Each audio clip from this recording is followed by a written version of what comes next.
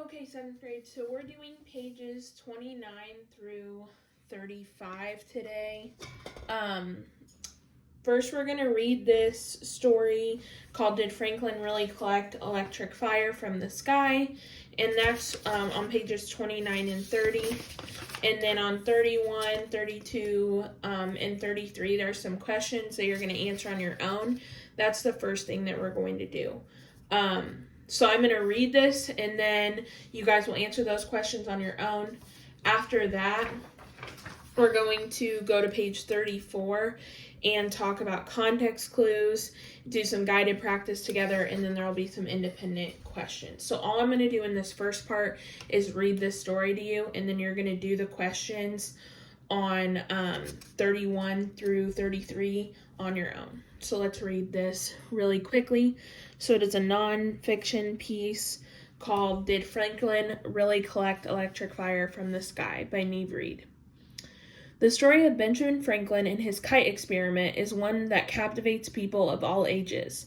It begins when a thunderstorm is on its way. Most of the sensible people in the area are indoors seeking shelter, but not Benjamin Franklin. He's flying a kite with a piece of metal attached to the top. His goal? To prove that lightning is a form of electricity. The story goes that a bolt of lightning soon struck his kite, traveling down the string and charging a metal key near the end. Franklin touched the key, and the very evident electric spark he felt proved his theory correct.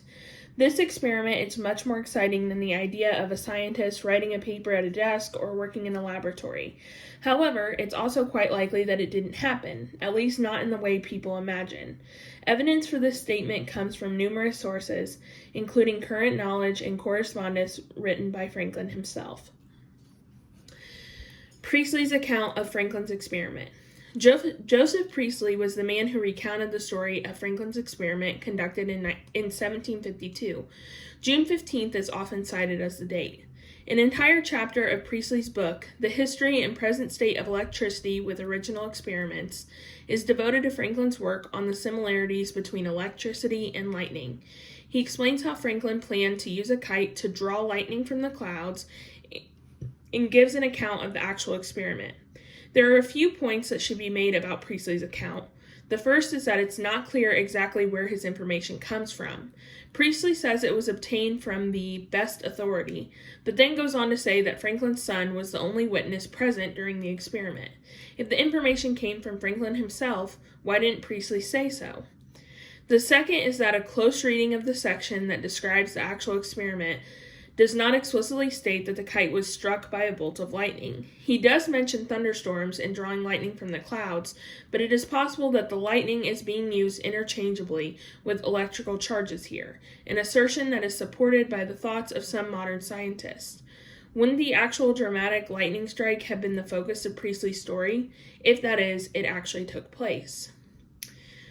Franklin's letter. One of the best pieces of evidence we have comes from Franklin himself. In 1752, he wrote a letter to a friend. In it, he describes how he performed the experiment. However, some believe Franklin was merely describing how he would theoretically use a kite to prove that electricity and lightning were one and the same. There are several details about the setup that would make actually performing the experiment impractical. These include flying the kite from inside a building, keeping the silk ribbon dry, and not allowing the twine to touch any portion of the door or window.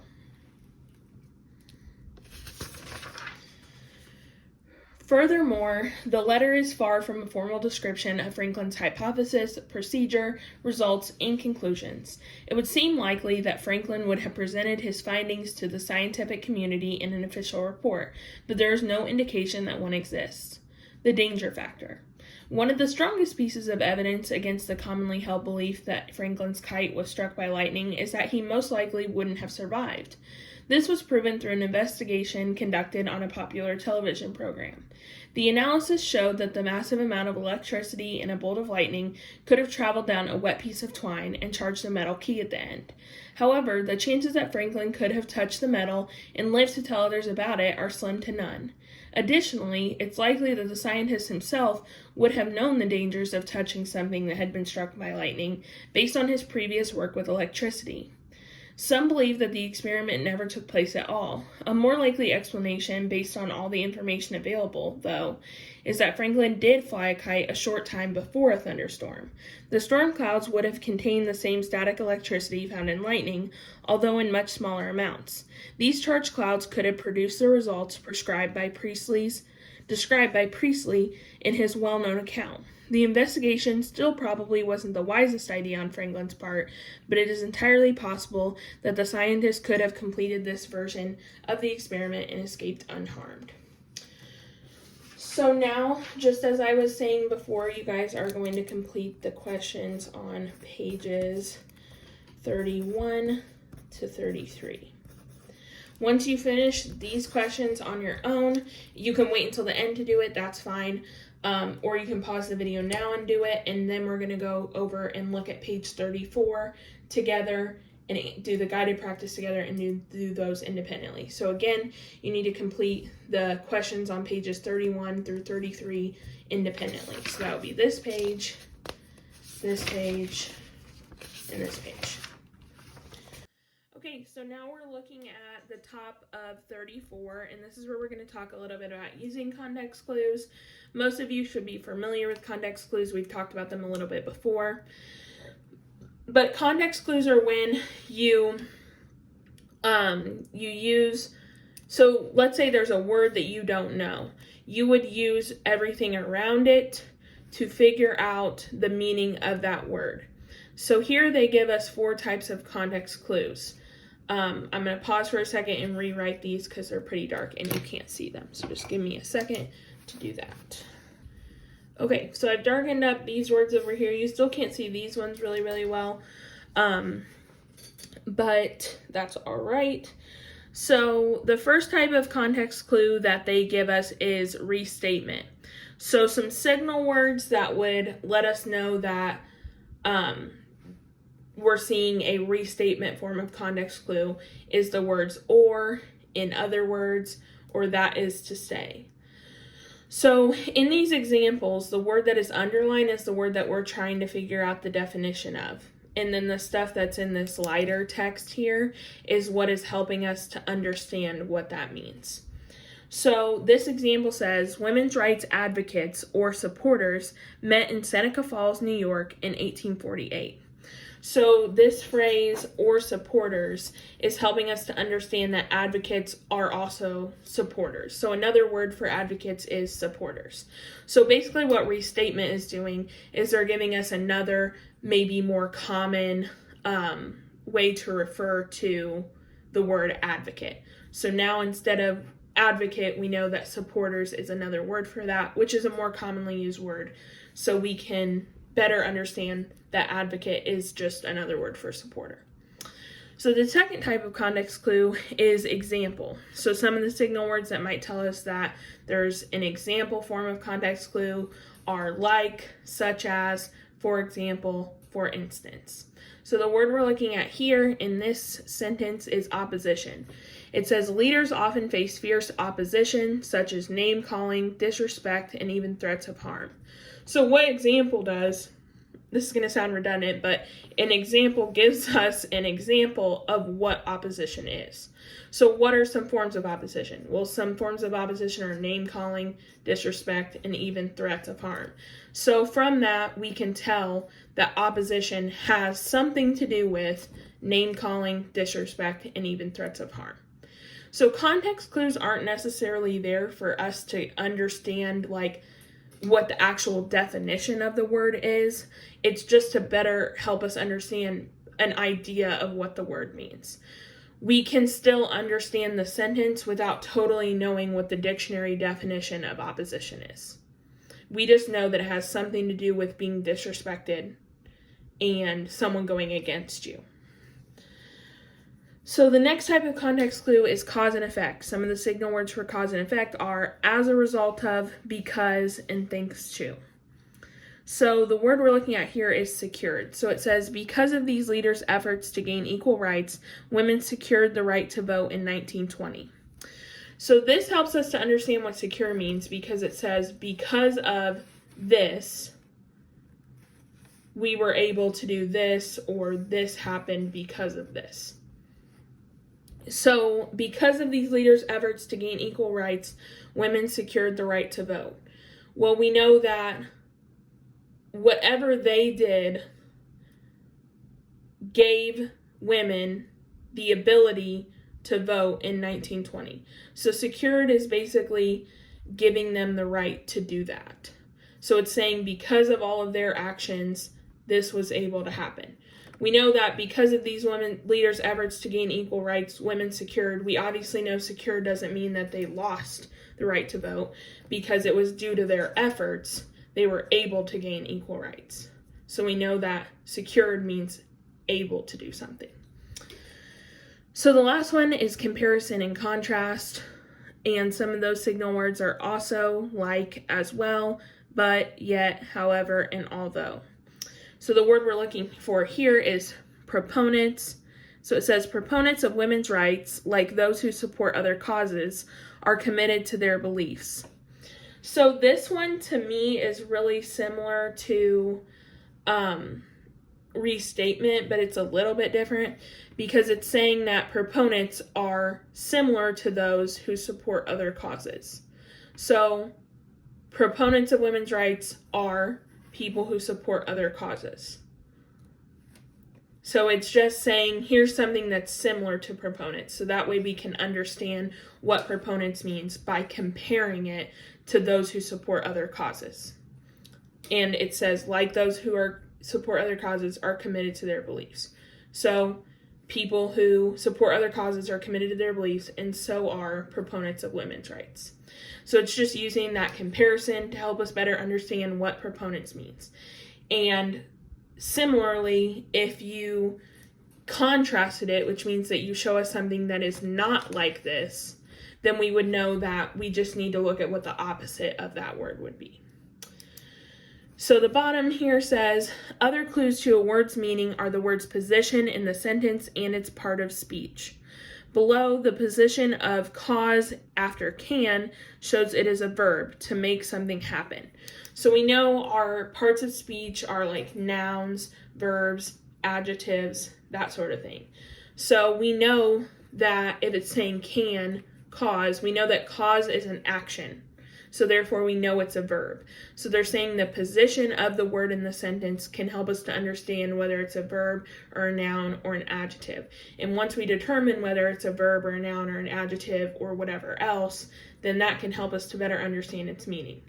Because if we know that it's an action, we know it can't be like a dog, for example. Let's say it's another word for a dog. If it's an action, it can't be another word for a dog because a dog is not an action. So it's just going to help us better understand once we figure out the part of speech. Then the next one says, below the position of cause, after the, shows it is a noun, meaning a goal or an issue. So this word cause and this word cause mean two different things. We can tell that because this one is a verb, therefore we know it is an action. This one here, so this one is a verb. This one here is a noun, which is a goal or issue. So if you say he's fighting for the cause, that means he's fighting for a particular issue. If you say stirring speeches can cause, that means that cause means to make something happen. So when there's a word that's spelled the same but it has two different meanings, then the way that we can tell which form they're using is based on context clues. So this is really helpful in everyday life. It's not just, oh, well, I have a dictionary, so I can look up the word. Well, not always are you going to know what it means in the context of every sentence. You have to be able to use the words around it to determine which form of the word cause that they're using. So now together, we're going to take a look at this guided practice. We're going to do this together, and then you guys are going to do 35 on your own. So let's take a look at this. It says, underline a context clue that helps you understand each underlined word. Draw a line from the clue to the word. With a partner, identify each type of clue you have used. So we're going to do this together. If you want to do it on your own really quickly and try it on your own, you can pause it and then come back, but I'm going to do it with you guys right now. So the hint says, when you come across an unfamiliar word in a sentence, don't just look in the same sentence for clues. Also look in sentences that come before or after the word. So the context clue isn't always in the same sentence. So let's just keep that in mind when we're going forward. So we're going to read the whole thing, and then we'll go back and look at each individual word. Until 1920, suffrage, or the right to vote, was denied to women. Some prominent figures supported the cause. For example, the famous reformer Frederick Douglass spoke out for women's rights. Many small meetings took place, but a convention held in Seneca Falls in 1848 helped the movement grow. Thanks to their persistence, women won the right to vote more than 70 years later. Okay, and just as a reminder, you might want to keep looking at the top of your paper. That way you have that chart right in front of you so we can identify each type of clue that we're using. So again, we have restatement, example, cause and effect, and compare and contrast. So the first sentence says, until 1920, suffrage, or the right to vote, was denied to women. So even though it says that we need to look in more than one sentence, because this next word is so close to the beginning, we know that this context is going to be in this one sentence. So again, it says, until 1920, suffrage, or the right to vote, was denied to women. Well, if we look back at the top, let's look at our signal words again. In restatement, we have or, in other words, that is to say. Well, if we go back to this first sentence, we see the or right here. So what we're going to do is underline or the right to vote. So we know that another phrase or meaning for suffrage is the right to vote. So now we're going to draw a line from the clue to the word. And what type of context clue is this? Restatement. So make sure you're writing that above the word. So that is a context clue of restatement. The next couple sentences say, some prominent figures supported the cause. I don't think we're getting any understanding of the word prominent in that sentence, so let's read on to the next sentence. For example, the famous reformer Frederick Douglass spoke out for women's rights. Well, if we go back up to our top and look for signal words, let's look at the next one. We've already used restatement, which we might use it again, but let's move on to example for right now. Example, signal words for that are like, such as, for example, and for instance. If we go back to that sentence, it says, some prominent figures supported the cause. For example, the famous reformer Frederick Douglass spoke out for women's rights. So we can draw an arrow from there to here. Now, what does this help us understand? Famous reformer Frederick Douglass. So prominent probably means something to do with being famous. So let's double underline this because that would probably be the better thing to underline than the whole thing. So famous is our keyword here. So prominent means a famous figure. So again, the type of context clue we're using here, make sure you're writing this, is example. The next sentence says, many small meetings took place, but a convention held in Seneca Falls in 1848 helped the movement to grow.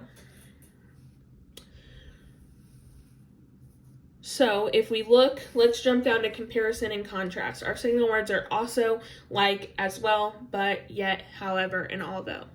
Now the example we saw up here was an example of using comparison, not contrast, which comparison is comparing two things that are like, and contrast is looking at two things that are different. So when we're using words like but, yet, however, although, those are going to be our contrast words, whereas also, like, and as well are going to be more of our comparison words. So if we look down here, we see the word but. So many small meetings took place. So that small meeting in but is going to be our main key terms here. So let's draw an arrow over. Now, how does this help us understand what convention means? Well, when it says many small meetings took place, but a convention held in Seneca Falls in 1848 helped the movement grow.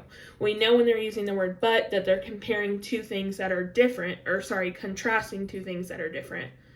So they're looking at two things that are different to help us understand what convention means. So if small meetings is the opposite of convention, we know that a convention is more of a larger gathering or a bigger meeting. So that is an example of, we can just put contrast because it's comparison and contrast. In this specific example, it is contrasting the two. So the last one says, thanks to their persistence, women won the right to vote more than 70 years later. So if we go back up, the only one we haven't used is cause and effect. So we see as a result of, because, and thanks to. So if we go back, we see thanks to their persistence, women won the right to vote more than 70 years later. So we know that they won.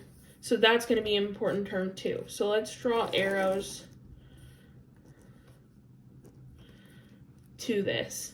And we can tell that persistence, again, context clues aren't all about understanding, like, you couldn't tell me word for word what the dictionary definition of the word is by using context clues.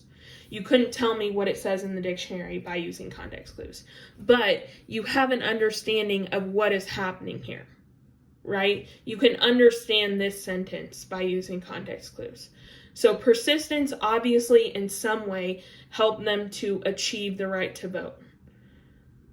So we can determine that persistence is a positive trait that these women had that won them the right to, that assisted them in helping them win the right to vote. So we can tell that it's a good thing. We might not know exactly what it means from that sentence, but we can tell that it's a positive trait that they had.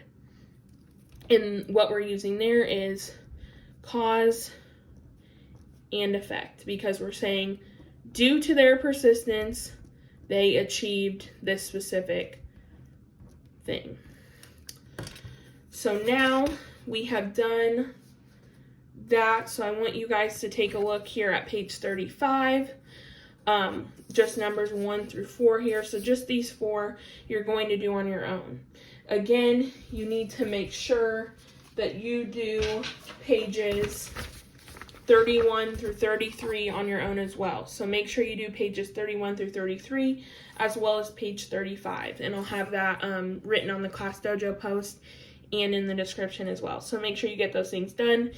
And we'll go over pages 31 and 33 together on Tuesday. So if you guys have any questions, I'll be available with my Google Voice number for office hours between 11 and 2 today.